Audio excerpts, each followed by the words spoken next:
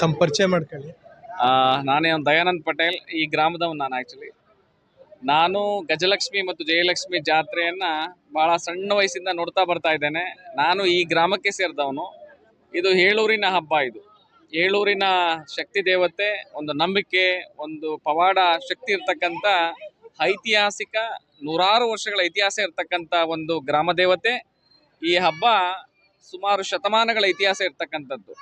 ಈ ಹಬ್ಬದಲ್ಲಿ ಭಾಗಿಯಾದಂಥ ಎಲ್ಲ ಭಕ್ತರಿಗೂ ಕೂಡ ಅವರ ಇಷ್ಟಾರ್ಥಗಳನ್ನ ಸಿದ್ಧಿ ಮಾಡುವಷ್ಟು ಶಕ್ತಿ ಆ ಗಜಲಕ್ಷ್ಮಿ ಮತ್ತು ಜಯಲಕ್ಷ್ಮಿ, ಈ ಅಕ್ಕ ತಂಗಿಯರ ಉತ್ಸವ ಕಳೆದ 7 ದಿವಸಗಳಿಂದ ನಡ್ಕೊಂಡು ಬರ್ತಾ ಇದೆ. ಇದು ಕಳೆದ 7 ದಿವಸದ ಅಂತಿಮ ದಿನವಾದಂಥ ಇಂದು ಕೊಂಡೋತ್ಸವದ ಒಂದು ವಿಜೃಂಭಣೆಯ ಒಂದು ಸಾವಿರಾರು ಭಕ್ತರು ಇವತ್ತು ಕಣ್ತುಂಬಿಕೊಂಡ್ರು.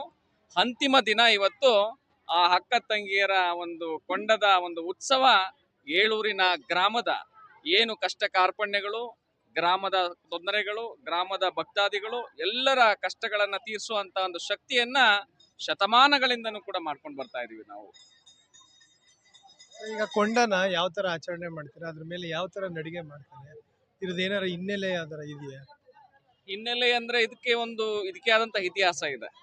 ಏನು ಪ್ರತಿ ವರ್ಷ ಈ ಒಂದು ಪಕ್ಕದ ಸೋಮನಾಥಪುರ ಗ್ರಾಮ ಜೊತೆಗೆ ಕಗ್ಗಲೀಪುರ, ಕುಳ್ಳನಕೊಪ್ಪಲು, ಶ್ರೀರಂಗರಾಜಪುರ, ಹತ್ತಳ್ಳಿ, ಬೇವನಹಳ್ಳಿ, ಸುಮಾರು 7 ಗ್ರಾಮಗಳು ಸೇರುತ್ತೆ ಇದಕ್ಕೆ.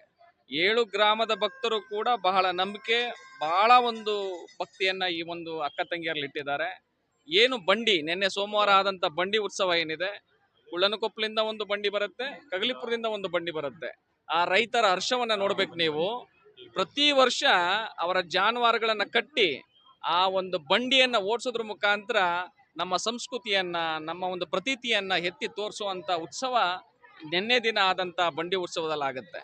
ಬಂಡಿ ಆದ ಮಾರನೇ ದಿನ ಇವತ್ತೇನು ಕೊಂಡೋತ್ಸವ ಆಗುತ್ತೆ.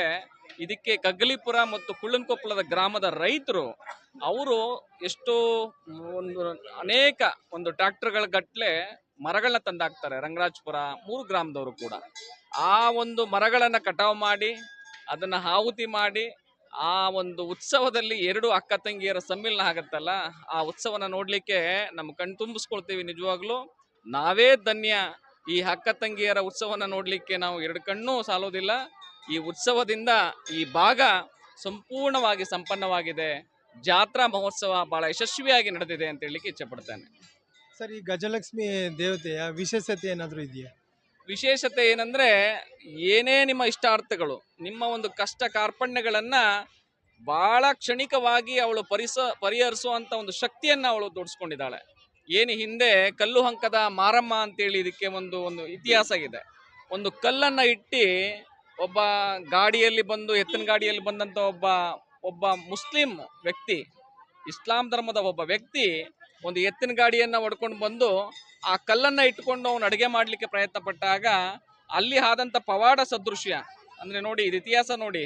ಸನಾತನ ಹಿಂದೂ ಧರ್ಮದ ಒಂದು ಸಂಸ್ಕೃತಿಯ ಇತಿಹಾಸವನ್ನು ಹುಡ್ಕೊಂಡು ಹೋದಾಗ ಇದರ ಹಿಂದೆ ಒಬ್ಬ ನಮ್ಮ ಸಹಧರ್ಮವಾದಂಥ ಇಸ್ಲಾಂ ಧರ್ಮದ ಒಬ್ಬ ವ್ಯಕ್ತಿ ಎತ್ತಿನ ಗಾಡಿಯಲ್ಲಿ ಬಂದು ಇಲ್ಲಿ ಉಳಿಯೋದಕ್ಕೆ ವ್ಯವಸ್ಥೆ ಮಾಡ್ತಾನೆ. ಆ ಒಂದು ಕಲ್ಲನ್ನ ಇಟ್ಟುಕೊಂಡು ಅಡುಗೆ ಮಾಡ್ಲಿಕ್ಕೆ ಪ್ರಯತ್ನ ಪಟ್ಟಾಗ ಅಲ್ಲಾದಂತ ಒಂದು ಪವಾಡ ಸದೃಶದ ಅನುಭವ ಎಲ್ಲ ಗ್ರಾಮದವರು ಸೇರಿ ಈ ಒಂದು ಶಕ್ತಿ ದೇವತೆ ಉದ್ಭವ ಮೂರ್ತಿ ಆಗಿದ್ದಾಳೆ, ಇದಕ್ಕೆ ಆದಂತ ಇತಿಹಾಸ ಇದೆ ಅನ್ನೋ ಒಂದು ಇತಿಹಾಸದಲ್ಲಿ ಒಂದು ದೇವಸ್ಥಾನವನ್ನ ನಿರ್ಮಾಣ ಮಾಡ್ತಾರೆ. ಅಂದಿನಿಂದ ಇಂದಿನವರೆಗೂ ಕೂಡ ಒಂದು ವಿಶೇಷವಾದ ಪ್ರತೀತಿ ನಡ್ಕೊಂಡು ಬರ್ತಾ ಇದೆ. ಶಕ್ತಿ ದೇವತೆ ಅವಳ ಶಕ್ತಿಯನ್ನ, ಅವಳ ಪವಾಡಗಳನ್ನ ಪ್ರತಿ ದಿನ ಕೂಡ ನಮಗೆ ತೋರಿಸ್ತಾ ಇದ್ದಾಳೆ. ಅವಳಿಂದ ನಮಗೆ ಬಹಳಷ್ಟು ಒಳ್ಳೆಯದಾಗಿದೆ.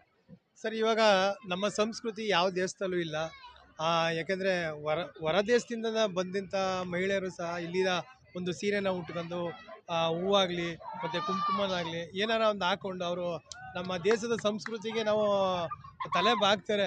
ಅದರಲ್ಲಿ ನಮ್ಮ ಇಂಡಿಯಾದಲ್ಲಿ ಏನಾಗೈತೆ ಅಂದರೆ ಪಾಶ್ಚಿಮಾತ್ಯ ಸಂಸ್ಕೃತಿಗೆ ಕೆಲವರು ವಾಲ್ತಾರೆ. ಅದಕ್ಕೇನು ನೀವೇನು ಹೇಳೋಕ್ಕೆ ಇಷ್ಟಪಡ್ತೀವಿ? ನೋಡಿ, ನನ್ನ ಅಭಿಪ್ರಾಯ, ನಾನು ಒಬ್ಬ ಭಕ್ತನಾಗಿ ಹೇಳೋದಾದ್ರೆ ಅಥವಾ ನಾನು ಒಬ್ಬ ಭಾರತೀಯನಾಗಿ ಹೇಳೋದಾದ್ರೆ, ಈ ನೆಲದಲ್ಲಿ ಭಾರತ ದೇಶದಲ್ಲಿ ನೆಲೆಸಿರ್ತಕ್ಕಂಥ ಪ್ರತಿಯೊಬ್ಬನೂ ಕೂಡ ಇಲ್ಲಿ ಅನೇಕ ಧರ್ಮಗಳಿರ್ಬೋದು. ಏನಿವತ್ತು ಅನೇಕ ಧರ್ಮಗಳು ಇವತ್ತು ಇರ್ಬೋದು, ಇಲ್ಲಿ ಇಸ್ಲಾಂ ಆಗ್ಬೋದು, ಕ್ರಿಶ್ಚಿಯನ್ ಆಗ್ಬೋದು, ಮತ್ತೊಬ್ಬರಾಗ್ಬೋದು. ಆದರೆ ನನ್ನ ಅಭಿಪ್ರಾಯ, ಈ ದೇಶದಲ್ಲಿ ನೆಲೆಸಿರ್ತಕ್ಕಂಥ ಪ್ರತಿಯೊಬ್ಬ ನಾಗರಿಕ ಕೂಡ ಭೌಗೋಳಿಕವಾಗಿ ಹಿಂದೂ. ಪ್ರತಿಯೊಬ್ಬ ಮನುಷ್ಯನೂ ಕೂಡ ಹಿಂದಿನ ಇತಿಹಾಸವನ್ನು ಹುಡ್ಕೊಂಡು ಹೋದರೆ ಆ ಸನಾತನ ಹಿಂದೂ ಧರ್ಮದ ಒಂದು ಸಂಸ್ಕೃತಿ ಮತ್ತು ಅಸ್ಮಿತೆ ಉಳ್ಕೊಂಡಿದೆ. ಇದನ್ನ ಯಾರು ಏನೇ ಮಾಡಿದ್ರು ಕೂಡ ಅಳ್ಸಾಕಾಗೋದಿಲ್ಲ. ಪರಕೀಯರು ಬಂದು ಅನೇಕ ನಮ್ಮ ಸಂಸ್ಕೃತಿಯನ್ನು ಅಳವಡಿಸ್ಕೊತಾ ಇದ್ದಾರೆ, ಬಹಳ ಶ್ಲಾಘನೀಯ ಅದು. ವಿದೇಶಿಯರು ಬಂದು ಇವತ್ತು ನಮ್ಮ ದೇಶದಲ್ಲಿ ನಮ್ಮ ಸಂಸ್ಕೃತಿಯನ್ನ, ಪೂಜಾ ಕೈಂಕರ್ಯಗಳನ್ನ, ಅವರು ಸೀರೆ ಉಡೋದಾಗ್ಲಿ, ನಮ್ಮ ವೇಷಭೂಷಣಗಳನ್ನ ಹಾಕೋದಾಗ್ಲಿ ಬಹಳ ಶ್ಲಾಘನೀಯ. ನಮ್ಮ ದೇಶದವರು ಕೂಡ ಮತ್ತೆ ಮರಳಿಗೂಡಿಗೆ ಕೆಲವು ಸಣ್ಣ ಪುಟ್ಟ ತಪ್ಪುಗಳು ಹಾಕ್ತಾ ಇರ್ಬೋದು, ಆದರೆ ಈ ಒಂದು ಧರ್ಮದ ಆಚರಣೆಯನ್ನ, ಧರ್ಮವನ್ನ ಅಳಿಸ್ಲಿಕ್ಕೆ ಯಾವ ಕಾರಣಕ್ಕೂ ಆಗುದಿಲ್ಲ. ನಿತ್ಯ ನಿರಂತರವಾಗಿ ಸನಾತನ ಧರ್ಮದ ಉತ್ಸವ ವಿಜೃಂಭಣೆ ನಡ್ಕೊಂಡು ಹೋಗ್ತಾ ಇದೆ ಇವತ್ತು. ಸರ್, ಕೆಲವೊಂದು ಘಟನೆಗಳನ್ನ ನೋಡಿ ಹಿಂದೂ ಧರ್ಮಕ್ಕೆ ಎಲ್ಲೋ ಒಂದು ಕೊಂಚವಾಗಿ ಅಪಾಯ ಇದೆ ಅಂತ ಅನ್ಕೋತಾರಲ್ಲ, ಅದ್ರ ಬಗ್ಗೆ ಸಾಧ್ಯನೇ ಇಲ್ಲ. ಅದು ಕೆಲವರ ಅಭಿಪ್ರಾಯ ಆಗ್ಬೋದು. ನೋಡಿ, ಇವತ್ತು ಈ ಗ್ರಾಮದಲ್ಲಿ ಸರ್ವ ಜನಾಂಗದ ಹಬ್ಬ ಇದು. ಎಲ್ಲ ಜನಾಂಗದ, ಎಲ್ಲ ಸಮುದಾಯದ ಎಲ್ಲರೂ ಕೂಡ, ಹಿಂದುಳಿದ ವರ್ಗ ಮತ್ತೆ ಪರಿಶಿಷ್ಟ ಜಾತಿ ಪಂಗಡ, ಎಲ್ಲರೂ, ರೈತಾಪಿ ವರ್ಗ, ಎಲ್ಲ ಸಮುದಾಯದವರು ಸೇರಿ ಈ ಒಂದು ಜಾತ್ಯತೀತವಾಗಿ, ಒಂದು ಧರ್ಮಾತೀತವಾಗಿ ಉತ್ಸವವನ್ನು ಮಾಡ್ತಾರೆ. ಕಳೆದ 7 ದಿವಸಗಳಿಂದ ಆದಂತ ಉತ್ಸವನ್ನ ನೋಡಿದ್ರೆ ನೀವಿಲ್ಲಿ ಯಾವುದೇ ರೀತಿ ಜಾತ್ಯತೀತವಾದಂತ ಒಂದು ಉತ್ಸವವನ್ನು ನೋಡುತ್ತಾ ಇದ್ರೆ ಗೊತ್ತಾಗುತ್ತೆ, ಸಾಧ್ಯನೇ ಇಲ್ಲ. ಈ ಭಾರತ ದೇಶದಲ್ಲಿ ನೆಲೆಸಿರ್ತಕ್ಕಂಥ ಪ್ರತಿಯೊಬ್ಬ ನಾಗರಿಕ, ನಾವೆಲ್ಲರೂ ಕೂಡ ಭೌಗೋಳಿಕವಾಗಿ ಹಿಂದೂಗಳಿದ್ದೀವಿ. ನಮ್ಮ ಸಂಸ್ಕೃತಿಯನ್ನ, ನಮ್ಮ ಪರಂಪರೆಯನ್ನ ನಾವು ಸಾಯೋ ತನಕ ನಾವು ಬಿಡೋದಿಲ್ಲ. ನಮ್ಮ ಪರಂಪರೆಯನ್ನ ಇಂದಿನ ಪೀಳಿಗೆಯವರು ಮುಂದುವರ್ಸ್ಕೊಂಡು ಹೋಗ್ತಾರೆ ಅನ್ನೋದನ್ನ ನಾನು ಹೇಳಕ್ ಇಚ್ಛೆ ಪಡ್ತೇನೆ. ಈಗ ತಂಬಿಟ್ಟನ್ನ ಆರತಿ ಮಾಡ್ತಾರೆ, ಅದ್ರದ್ದು ಉದ್ದೇಶ ಏನು? ಅವರು ಏನು, ನಮ್ಮಲ್ಲಿರ್ತಕ್ಕಂಥ ಗ್ರಾಮದ ಮಹಿಳೆಯರು, ಹುಡುಗಿಯರು ಏನಿರ್ತಾರೆ, ಅವರ ಒಂದು ಇಷ್ಟಾರ್ಥಗಳನ್ನ, ತಂಬಿಟ್ಟಿನ ಆರತಿ, ಧೂಪದ ಆರತಿ, ಅದಕ್ಕಿಂತ ಹೆಚ್ಚಿನ ವಿಶೇಷ ಏನಂದ್ರೆ ಹೆಬ್ಬರ ತಂಡ. ನನ್ನ ಸಹೋದರರು ಎಷ್ಟು ಚೆನ್ನಾಗಿ ಅಲಂಕಾರ ಮಾಡಿಕೊಂಡು ಕಳೆದ 6-7 ದಿವಸಗಳಿಂದ ಅವರು ಉಪವಾಸ ಇರ್ತಾರೆ. ಎಷ್ಟು ಕಟ್ನಿಟ್ಟಾಗಿರ್ತಾರೆ ಅಂದ್ರೆ ಆಹಾರ ಸೇವನೆ ಮಾಡದೆ ಬರೀ ಆ ಒಂದು ನೀರನ್ನ ಕುಡ್ಕೊಂಡು ಆ ವ್ರತವನ್ನ ಕೈಗೊಂಡು, ಸಣ್ಣ ಮಕ್ಕಳಿಂದ ದೊಡ್ಡವ್ರ ತನಕನೂ ಕೂಡ ಆ ಒಂದು ಏನು ಅದಕ್ಕೆ ಆದಂತ ಒಂದು ಸಮವಸ್ತ್ರ ಇದೆ, ಆ ಸಮವಸ್ತ್ರವನ್ನ ಧರಿಸಿ ಕಳೆದ 3-4 ದಿವಸದಿಂದ ಅಚ್ಚುಕಟ್ಟಾಗಿ ಹಬ್ಬದಲ್ಲಿ ಭಾಗಿಯಾಗ್ತಾರೆ. ಅದನ್ನೆಲ್ಲ ನೋಡ್ತಾ ಹೋದ್ರೆ ನಮ್ಮ ಸನಾತನ ಧರ್ಮದ ಆಚರಣೆಗಳು ಬೇರ್ಬಿಟ್ಟಿದೆ. ಅದನ್ನ ಅಲುಗಾಡ್ಸೋದಿಕ್ಕೆ ಯಾರಿಂದನೂ ಕೂಡ ಸಾಧ್ಯ ಇಲ್ಲ. ಗಜಲಕ್ಷ್ಮಿ, ಜಯಲಕ್ಷ್ಮಿ ಆಶೀರ್ವಾದ ಸುತ್ತ 7 ಊರಿನ ಜನಗಳಿಗೆ ಇದೆ. ಎಲ್ಲ ಭಕ್ತಾದಿಗಳಿಗೆ ನಾವೆಲ್ಲರೂ ಕೂಡ ಇವತ್ತು ಉತ್ಸವದಲ್ಲಿ ಭಾಗಿಯಾಗಿದ್ದೇವೆ. ನಾವೆಲ್ಲರೂ ಸಂಪನ್ನವಾಗಿದ್ದೇವೆ ಅಂತ ಹೇಳಲಿಕ್ಕೆ ಇಚ್ಛೆ ಪಡ್ತೇನೆ. ದಯಾನಂದ್ ಪಟೇಲ್, ಸೋಮನಾಥಪುರ. ದಯಾನಂದ್ ಪಟೇಲ್ ಅವರು, ಸೋಮನಾಥ್ಪುರ. ನಮಗೆ ಈ ಒಂದು ಗಜಲಕ್ಷ್ಮಿ ಮತ್ತು ಜಯಲಕ್ಷ್ಮಿ 2 ದೇವತೆಗಳ ಆ ಒಂದು ಇತಿಹಾಸನ ಸಂಪೂರ್ಣವಾಗಿ ವಿವರವಾಗಿ ನಮಗೆ ತಿಳಿಸ್ಕೊಟ್ರು. ಮತ್ತು ಆಗ ಗ್ರಾಮಸ್ಥರು ಎಲ್ಲ ಭಾಗಿಯಾದರು, ಮುಖಂಡರುಗಳು, ಶಿವಣ್ಣನವರು, ಜೈರಾಮ್ ಅವರು, ಮಾದೇಸ್ವಾಮಿ ಅವರು, ಮಾದೇಶ್ ಅವರು, ಮಹೇಶ್ ಅವರು, ಎಲ್ಲರೂ ಸಹ ನಮ್ಮ ಒಂದು ಚಾನೆಲ್ಗೆ ಪ್ರೋತ್ಸಾಹ ಕೊಟ್ಟು ಇಲ್ಲಿ ನಡೆಯತಕ್ಕಂತಹ ಒಂದು ಗಜಲಕ್ಷ್ಮಿ ಮತ್ತು ಜಯಲಕ್ಷ್ಮಿ ಒಂದು ಹಬ್ಬದ ಆಚರಣೆಯನ್ನು ನಾವು ಯಾವಾಗ ಯಾವ ಥರ ಮಾಡ್ತೀವಿ, 7 ದಿನಗಳ ಕಾಲ ಒಂದೊಂದು ದಿನ ಒಂದೊಂದು ರೀತಿಯಲ್ಲಿ ನಾವು ಆಚರಣೆ ಮಾಡ್ತೀವಿ. ಇಲ್ಲಿ ಎಲ್ಲ ನಾವೆಲ್ಲ ಒಂದೇ ಕುಟುಂಬದ ಥರ ಎಲ್ಲ ಸಮುದಾಯದವರು ಸೇರಿ ಒಂದು ಅಣ್ಣ ತಮ್ಮದಿರ ಥರ ನಾವೊಂದು ಹಬ್ಬನ ಆಚರಣೆ ಮಾಡ್ಕೊಂಡು ಬಂದಿದ್ದೀವಿ. ಸುಮಾರು 100 ವರ್ಷಗಳ ಕಾಲದಿಂದನೂ ಈ ಒಂದು ಹಬ್ಬ ನಡೀತಾ ಇದೆ.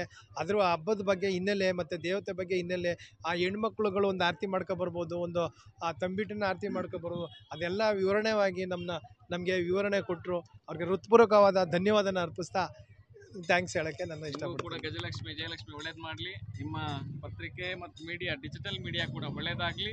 ಜನಸ್ನೇಹಿ, ಜನಪರವಾಗಿ, ಧರ್ಮದ ಪರವಾಗಿ, ದೇಶದ ಪರವಾಗಿ ಕೆಲಸ ಮಾಡಲಿ ಅಂತ ಆಶಿಸ್ತೇನೆ. Thank you. ಧನ್ಯವಾದಗಳು.